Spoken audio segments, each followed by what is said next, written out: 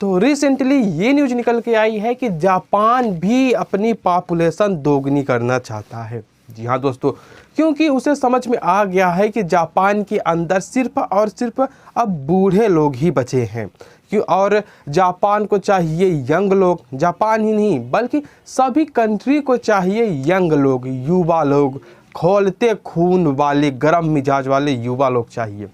तो Japan, China और भी ऐसे बहुत सारे देश हैं जो प्रारंभ में या बोले कि शुरुआती दौर पर इन्होंने जो है तो अपने आप को कुछ ज़्यादा ही विकसित और जनसंख्या में कमी करने के लिए, जनसंख्या में कमी होगी तो बचे हुए संसाधन पर्याप्त लोगों को पर्याप्त मिलेंगे, जिससे सभी लोगों का अच्छे से विकास होगा। और जैसे जैसे जनसंख्या में वृद्धि होती जाएगी वैसे वैसे संसाधनों की कमी होती जाएगी और जो तो कंपटीशन लेवल बढ़ता जाएगा, जैसा कि इंडिया में है। तो उन्होंने जो तो बुद्धिमानी दिखाई और जो है तो जनसंख्या को कुछ ज़्यादा ही कम कर दिया। तो जैसे कि हम लोग फिल्मों में भी देखते हैं कि विदेशी लोग जो है तो उनका तो 40-45 साल 50 साल तक तो वे लोग जो है तो लिव इन रिलेशनशिप में ही रहते हैं ना, लिव इन रिलेशनशिप में, है ना। और अब जब 40-45 साल 50 साल वे लिव इन रिलेशनशिप में रहेंगे तो फिर आगे बच्चे कहाँ से होंगे?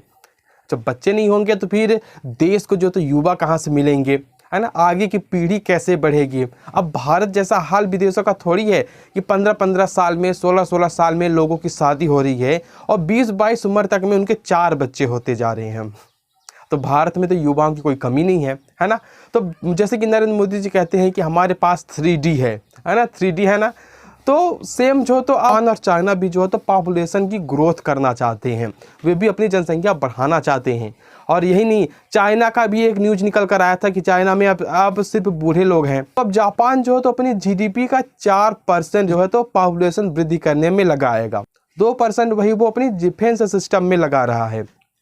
तो अब यह ना आश्चर्य की बात, मैंने एक दिन पहले कुछ ऐसी न्यूज़ देखा था कि कोई एक देश है, उस देश का मुझे नाम याद नहीं आ रहा, कि वहाँ जो है तो एक कॉन्डोम की कीमत जो है तो 60,000 रुपये है।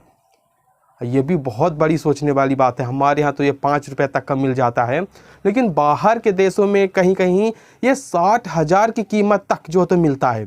अब सोचिए 60,000 का कॉन्डोम कौन आखिर यूज करेगा, है ना। इससे क्या होगा, इससे जो है तो ज़्यादातर पॉपुलेशन ग्रोथ हो या ना हो, इससे इन्फेंट की डेथ ज़्यादा देखने को मिलेगी। लोग जो है तो अनचाहे बच्चे को मार देंगे, कहीं फेंक देंगे, है ना। ऐसा ही होता है, सरकार सोचती कुछ और है, होता कुछ और है। जनसंख्या वृद्धि एक मोटापे जैसा है ना। सीधा सीधा हम बता दें कि जो पतले लोग हैं वो सोचते हैं कि उनका वेट ग्रोथ हो जाए, वे मोटे हो जाए, और जैसे वे मोटे हो जाएंगे तो फिर अब ज़्यादा मोटे हो गए तो वो सोचेंगे कि उनका वेट कम हो जाए। तो वेट कम नहीं होने वाला। जी हाँ दोस्तों, एक बार कोई मोटा हो ना जाए उसका वेट कम होने में ना बहुत टाइम और बहुत ज़्यादा मेहनत लगती है।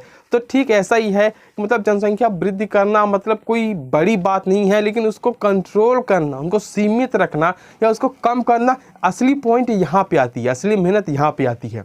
तो अब जापान भी जो है तो जनसंख्या वृद्धि करने के लिए आगे कूद पड़ा है। वहाँ के पीएम ने भी यही स्टेटमेंट दिया है कि अब जीडीपी का 4% जो है तो सपोज दैट जापान 100 रुपये कमाता है तो उसका 4 रुपये जो है तो जनसंख्या की वृद्धि के लिए लगाएगा। हालांकि जापान एक विकसित देश है, उसका 4% मतलब बहुत बड़ी रकम मान लीजिए आप। तो अब जापानियों का नाम भी कुछ अलग ही होता है, जैसे कि यशिदा, यूहू, खोन्सू, है ना। इस तरह का उनका नाम भी थोड़ा सा अजीब ही होता है, और बोलते भी वो बहुत स्वीट है, छोटे छोटे होते भी हैं। चाइनीज़ और जापानीज़ में कुछ ज़्यादा मतलब कि ज़्यादा डिफरेंस नहीं होता, है ना।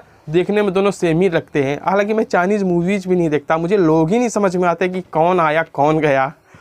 तो मिलते हैं आपसे भी अगले वीडियो में, तब तक के लिए बाय। तो आप हमें कमेंट करके ज़रूर बताइएगा कि आपको यह वीडियो कैसा लगा। तो मैं हूँ विवेक पांडे, जय हिंद, जय भारत।